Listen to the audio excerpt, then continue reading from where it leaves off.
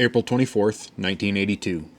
Sit over there. If anyone asks, you're one of the small arms instructors, Rufus told Henry. Henry took a seat about halfway back and pulled a sheet from his pocket listing the instructor's curriculum vitae and the morning's agenda. Protection against terrorism. Drawing on experienced experts, the staff of DRC services have put together lectures and field exercises to prepare governmental, military, or private security protective teams to guard their principals against kidnap or assassination. Due to the international commitments of the instructional staff, it has taken years to bring them together in the USA to offer this opportunity. The instructional team. Dean Copeland has spent 15 years with the Detroit Police Department serving as a homicide sergeant and as a weapons and tactics instructor for the Special Response Team. Dean's articles on ammunition, weapons, and tactics have made him well known as an expert on deadly encounters. Brian Rohn, as the founder of the Surrey-based DRC Services, which provides and trains bodyguards worldwide, among Brian's assignments has been heading up protection details for the Miss World pageant. Brian is an expert at both unarmed and armed close combat techniques. Thomas J. Fleming served as a U.S. Army infantry officer and later as an officer commanding a CID unit. An attorney and an acknowledged expert on training military and police in close combat with firearms, Tom is the author of The Well-Trained Gunfighter and Deep Cover Terrorist. Tom's articles have also appeared regularly in Guns Review, Law Enforcement Monthly, and other respected publications. Earl Taylor Edgerton served in the Rhodesian Light Infantry, Rhodesian SAS, Tracker Combat Unit, and as the training officer for the Celius Scouts. Later, he served as an officer in South Africa's No. 5 Recce Commando. A veteran of a decade of counter-terrorist warfare, Earl has now immigrated to the USA and brings much expertise on explosives, demolition, bombs, incendiaries, and close combat to this course. Rufus Ingram was an officer with the USAF Combat Security Police and later served with the SAS on VIP protection units in Europe and the Third World. He trains anti-terrorist units in this country and others. His book, Dead Clients Give Lousy Referrals and Executives Don't Eat at Donut Shops, have become standard works on close protection and anti-terrorism. Humpty Atkinson spent 26 years with 22nd SAS Regiment fighting in Borneo, Aden, and was an SAS Sabre Squadron Major during the Darfur War. Later, he was a senior NCO in SAS Ops Research, ran the SAS Combat Survival Course, and ran at 22nd SAS Training Wing. Humpy was on the original SAS Bodyguard training team and helped form the SAS Anti-Terrorist Unit. His book, Save Your Butt No Matter What, is an outstanding text on survival anywhere in the world. Henry Bowman turned the sheet over and saw that the morning's lecture was to be given by the fourth man on the list, Earl Taylor Edgerton. Soon, a muscular man of medium height and curly blonde hair walked into the room and stepped behind the podium. In a few seconds, the room was quiet, and the man smiled at the people in the class. "Good morning," he said, in the clipped British accent of native Rhodesians. "I'm Earl Taylor Edgerton. The last two have a hyphen between, so either call me Earl or use all three, but don't dump the middle one." The audience smiled. "I've been brought on to discuss the proper use of high explosives, how to improvise when the good stuff isn't available, what to do when it is, and most importantly, the proper construction, use, and handling of detonators. Even if your interest lies solely in recognizing terrorist threats and not in actually blowing something up, learning how to do it yourself gives the best background for finding charges that have been set. First, I'll talk about explosive types, where they are usually set and how they are typically detonated. Then I want to take a bit more time on the subject of the detonators themselves, for they are the brains, you might say, of explosive weapons." Earl Taylor Edgerton rubbed his hands together and nodded. "Right then. First up on the list of products to use is what we call ANFO." Earl wrote the letters on the chalkboard and turned back to the students. "This acronym stands for ammonium nitrate fuel oil. Anyone here who has never mixed up a bit of this and tried it out has led a very sheltered life indeed. He turned back to the board and wrote the figure 5.7% underneath the 4 letters. If you're mixing up your own batch, 5.7% fuel oil by weight is a proper amount to give a chemically balanced mixture for best combustion, much like the fuel-air mixture on a properly tuned carburetor. Henry Bowman glanced at the other attendees and saw that they were taking detailed notes of the man's lecture. Now comes the part about too much oil being better than too little, Henry mentally predicted. Either that or how hardware store fertilizer is almost as good as commercial blasting agents, but the powder companies don't want you to know that. Though the 5.7 figure is ideal, a bit more diesel fuel results in only a slight degradation in performance. Too little, however, reduces the force of the explosion substantially. The mixture and performance curves are provided in the handout I've given each of you. Henry saw many of the students leaf through their papers to find the chart. The next consideration is the source of the ammonium nitrate. The companies which manufacture the material for blasting will give you all sorts of reasons why you must purchase their product, and woe betide anyone so foolish as to expect decent results using ordinary ammonium nitrate fertilizer.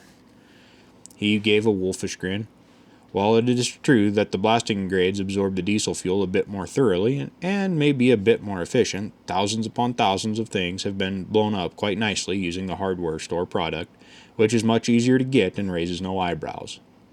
All of these facts were common knowledge to Henry Bowman. He had mixed up his first batch of ANFO at age 13 and detonated it in a hole made by a post hole digger. Now, as a contract geologist, often working for petroleum companies, blasting agents were a fact of life. Earl Taylor Edgerton's accent got Henry thinking about British things, which instantly got him dreaming about large British double rifles such as his 4-bore, and soon he was thinking about Colonel Fosby's collapsing bullet. This was a 19th century invention for large-bore rifles, where a hollow slug was filled with a 2-ingredient explosive mixture and a solid base swaged onto it. It detonated on impact with heavy bone, or after about 18 inches of penetration. Henry was doodling sketches of Fosby's collapsing bullet in his notebook when he caught a few key words that told him Earl Taylor Edgerton was now talking about military plastic explosives. Henry started to pay more attention, for this was a subject he knew little about. He was still thinking about exploding bullets for his Rota 4-bore, though, and was not listening as closely as he might have been, at least not at first. Common problem when using plastics and other high-grade agents is for the first time is overestimating the amount required for the desired result. When I killed the president of Zambia, it was with a buried charge of 200 pounds of Simtex concealed underneath the asphalt. I should say that the buried charge is one of the simplest delivery systems, and an excellent one provided that the target's route is known in advance. Earl pronounced it advance. Henry was jerked out of his daydream. Did he just say he killed the president of Zambia? Henry thought in astonishment. In this country, of course, the lecturer continued, such a plan would be most fruitless. The president's planned route is closely guarded secret, and the Secret Service checks every inch of it with metal detectors and other devices prior to his passage along it. However, in third world countries, for all U.S. officials of lesser concern than the immediate occupants of the White House, this is an excellent method of dispatch. Therefore, if you are assigned to keep some cannibal alive, you should take a leaf from the Secret Service boy's book and thoroughly examine the route prior to commencing travel. We will discuss the details of that process. He pronounced it with a long O. This afternoon. Earl Taylor Edgerton looked baffled for a moment. Where was I before I ran off about buried charges? Earl Taylor Edgerton asked himself. Ah, yes, quantity. As I was saying, when I killed the president of Zambia, I used 200 pounds of Simtex buried beneath the roadway. I have no excuse for what I did. I was using lower grade, more universally available materials, and I did not alter my weight estimates whatsoever. The force of that explosion blew the president's car and his entourage's car over 300 yards, which was entirely excessive and could have had tragic results. Fortunately, the flying debris did not land on any of our people. 200 pounds of Simtex was entirely too much. In contrast, I used a mere half-pound charge on the leader of the Swapo party by fixing the 8-ounce blocks of Simtex to the gasoline tank of the Audi Fox that he was driving. He pronounced it folks, which Henry thought appropriate. I accomplished the same result with far less disruption. The gasoline tank is an excellent spot for placement, and one of the first places you should look if you are assigned protective duty. Should you be working the other side, a half-pound is sufficient for a lightweight vehicle such as the Fox, but a pound should be used in the case of a full-sized American auto, and perhaps 2 pounds for a limousine or large truck. Henry Bowman glanced around the room and saw that everyone was rapidly taking notes. He looked at what the man in front of him had written. Don't use too much Simtex. Gasoline tank is good spot. Half-pound for small cars. 1 pound for Impala station wagons. 2 pounds limos and trucks. Tom and Rufus weren't kidding when they said this would be an interesting seminar, Henry thought.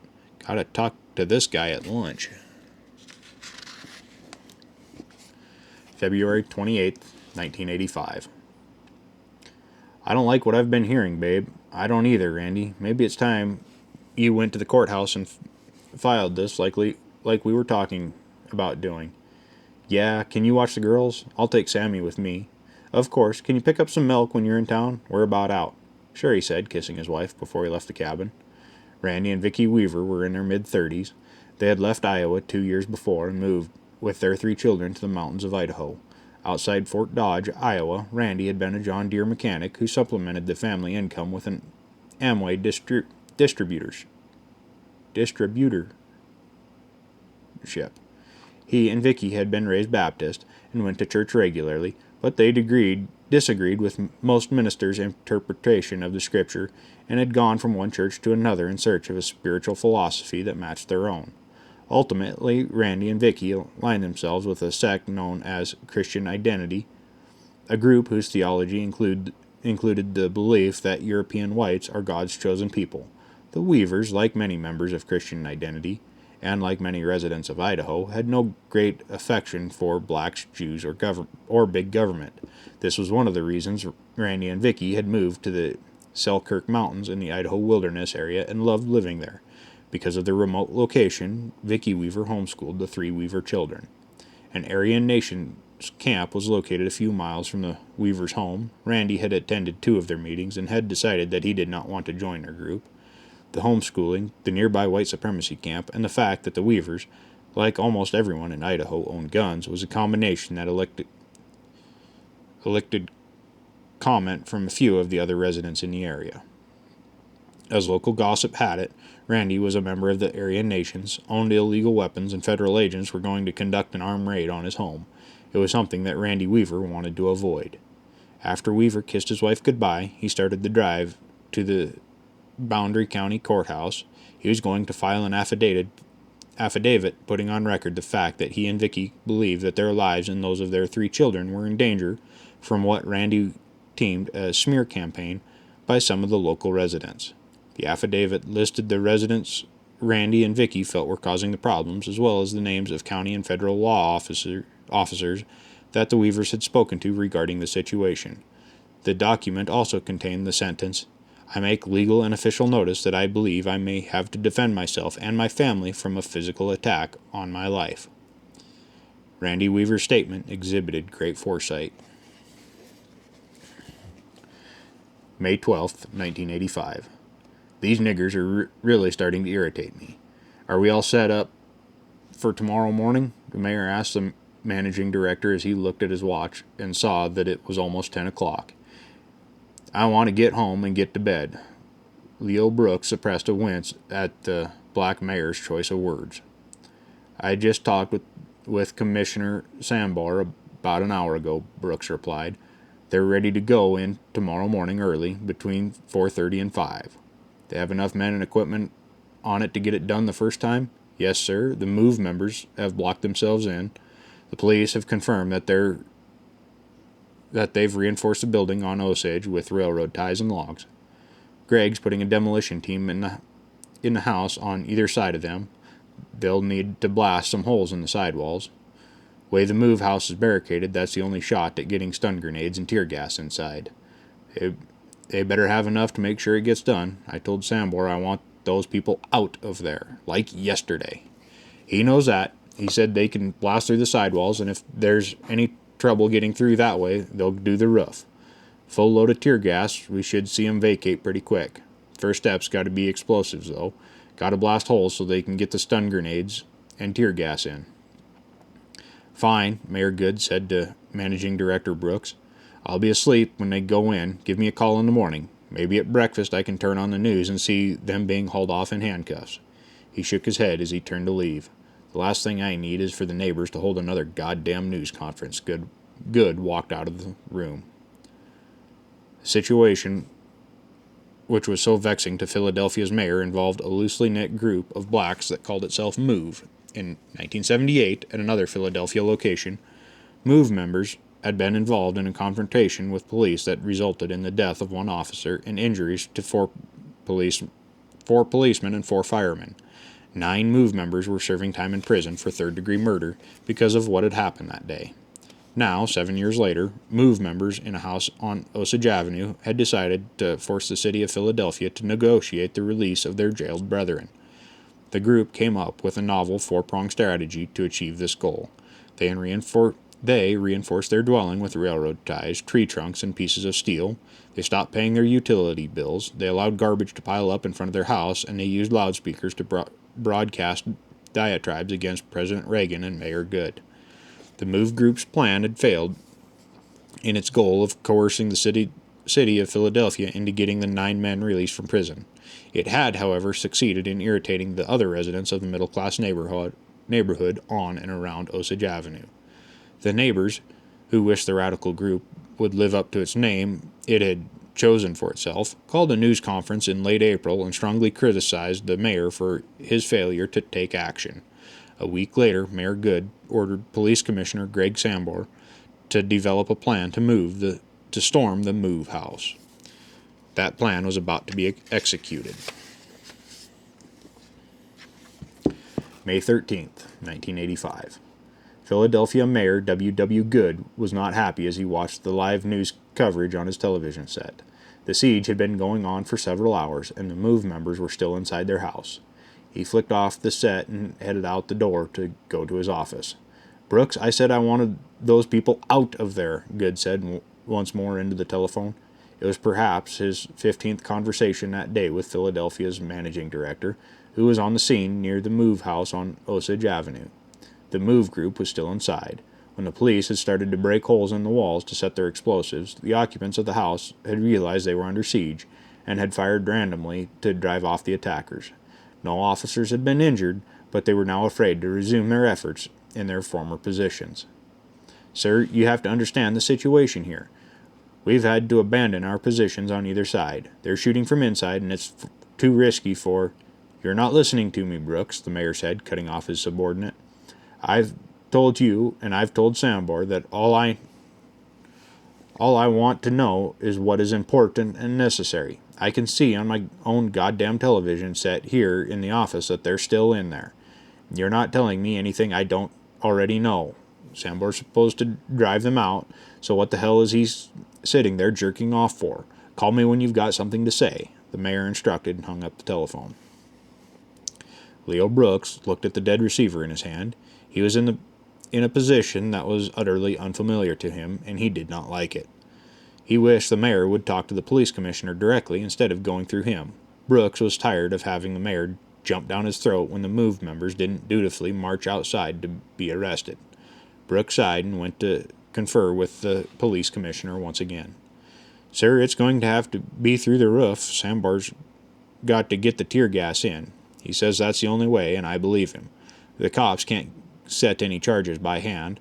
They're afraid they'll be shot at. Brooks did not point out that getting shot was one of the risks you ran when you tried to dynamite someone's house while they were inside. He's got a bomb rigged up and a helicopter. Is it going to work? The mayor demanded.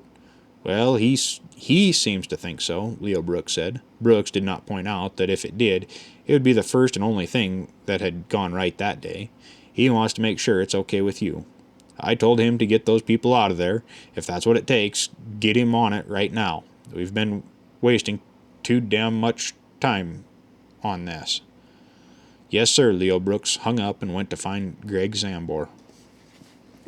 The helicopter pilot eyed the makeshift cargo with distinct unease. In-flight fire was every pilot's worst nightmare. Having a passenger carry an obviously full 5-gallon gas can as baggage was not conductive to pilot peace of mind, particularly when the gas can had some odd shapes taped to the side of it. The pilot would have been even less enthused had he known more details about the package that was supposed to be dropped on top of the move members. Attached to the gas can with duct tape was 9.5-pound block of C4 plastic explosive with a makeshift detonator. Almost all the journalists who would later write about the events of May 13th would talk about the bomb that was dropped from the helicopter, but would omit or fail to mention the particular type of explosive that was used. The omission would not be by design, but rather by ignorance, for few journalists covering the story had been in active military service. Among members of the public who did have military experience, or who were familiar with such matters, and who somehow learned the details of the police department's makeshift bomb, the reaction was universal. C4? Jesus Christ, where the fuck did a bunch of Philadelphia cops get 10 pounds of C4? From the pilot's point of view, the delivery went well despite his earlier misgivings. The helicopter was not shot at, and the pilot was able to fly the chopper well clear of the roof of the move house by the time the charge was detonated. "Holy fuck, what was that?" one of the firemen yelled. The tremendous concussion had made him lose his balance and caused windows around him to shatter. He shook his head to try to clear the ringing from his ears. Then he looked at the move house, which was over 100 yards away. "Oh shit," he said as he started to run towards the truck, which he was assigned. The entire roof of the house on Osage Avenue was on fire, and the flames were spreading to the adjacent buildings. "Anyone dead in any of the other buildings?" "No, sir, or at least we haven't found anyone yet. We have some time to warn them, and we think we got everyone out. Of course, you never know. Somebody's sleeping off a drunk, that kind of thing." He let the sentence dangle, and Leo Brooks nodded. 10 blocks, Leo Brooks said softly. He was thinking that if the mayor were white, there would definitely be a race riot. A bit of gallows humor came to mind, and he smiled at the subordinate. Right about now, the neighbors were probably thinking that garbage in the lawn and incoherent broadcasts about Reagan and the mayor weren't so bad after all. Brooks knew already that he would have to resign. The tremendous blast had shattered everything made of wood for a considerable distance around the center of the explosion. The result had been huge quantities of tinder that the flaming gasoline vapor had soaked instantly, creating a roaring inferno that the fire department had been totally unprepared to control. The fire had instantly spread to residents around the move house. It consumed a 10-block area and destroyed 61 homes, leaving over 250 Philadelphia residents without any of their possessions or place to live.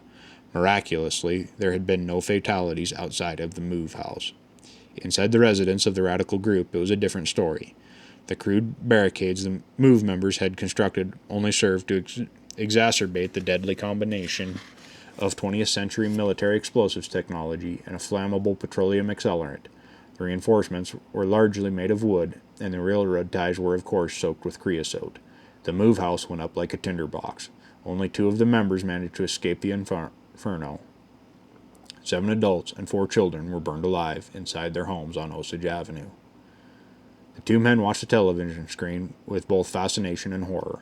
The host, who was older than his guest by 3 years, kept his thoughts to himself. The 68-year-old visitor, however, found the news footage too wrenching for him to remain silent. "It is just like Warsaw 40 years ago," Irwin Mann said.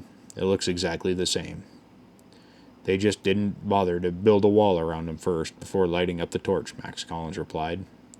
The nightmares that had finally stopped disturbing Irwin Mann's sleep in the late 50s would return that evening with a vengeance. February 12th, 1986. "Hi, Mom. Hi, Dad," Cindy Caswell said as she walked through the back door and into the kitchen. "Who gave you that?" Boone Caswell demanded. "Boy at school. Valentine's Day is on Sunday," Cindy said with a big smile. Dad is such a dweeb sometimes, she thought. "Fella give you something, he's going to expect something back." Her father's voice had a trace of a whine in it. "Dad, it's just some candy, and Kevin doesn't expect anything. If he did, I'd beat him up. I'm bigger than he is. We can eat it for dessert tonight. I think it's the kind you like, and I don't need the extra calories anyway." Cindy Caswell dropped the box of chocolates on the kitchen counter, kissed her father on the cheek, smiled at her mother, and walked to her bedroom. Her father said nothing. In the past 18 months, a surprising transformation had come over the Caswell family. Cindy had started going through puberty at age 13, As her figure had swelled and her features had become more defined, it had become obvious that she was about to turn into a truly stunning young woman. When Cindy's breasts had started to develop and her legs had become long and shapely, Myra Caswell had been filled with dread. She had expected her husband to start in with the touching and petting that he had practiced with their other two daughters, before the girls had gone to live with Myra's parents. What Myra feared most, however, had never happened. Boone was getting older. He was almost 50, but that wasn't the whole of it. It was Cindy. There was something about her that was much different from her sisters. Cindy Caswell had always been able to get boys to do things for her, and by age 14 it was obvious that she held the same kind of power over her father. Cindy Caswell had known about her father's nighttime visits to her sisters before they had left home, and she had prepared herself for the inevitable event when he would come to her room some late night. She had planned to tell him that if he continued, it was going to be the only time it would ever happen, and that she would then be gone from the house forever. Cindy had not been sure whether her plan would actually work. She feared her father would track her down, or that she might otherwise be forced to return. Cindy never had the chance to find out. Her father never touched her. She thought it might be because of his friends who sometimes came over to the house. They were big, coarse men just like Boone, but when she entered their room their voices softened and their words became much less harsh. Sometimes she thought her father had somehow been shamed by the actions of these men. Sometimes she didn't know what to think. Cindy had a gift for projecting an atmosphere which surrounded her and anyone nearby. Dramatics became her strongest interest, and she shone in every school play where she had a part. Myra Caswell, who had watched her first two daughters grow to loathe their father, gave thanks every single day that the same fate had not befallen her last child. She knew in her heart that her daughter, Cindy, would still be living happily in their home when she graduated from high school. She knew that Cindy would live with them until she found a decent young man to share her life with, or decided to move on for other good reasons of her own choosing. Unfortunately, Myra Caswell was dead wrong.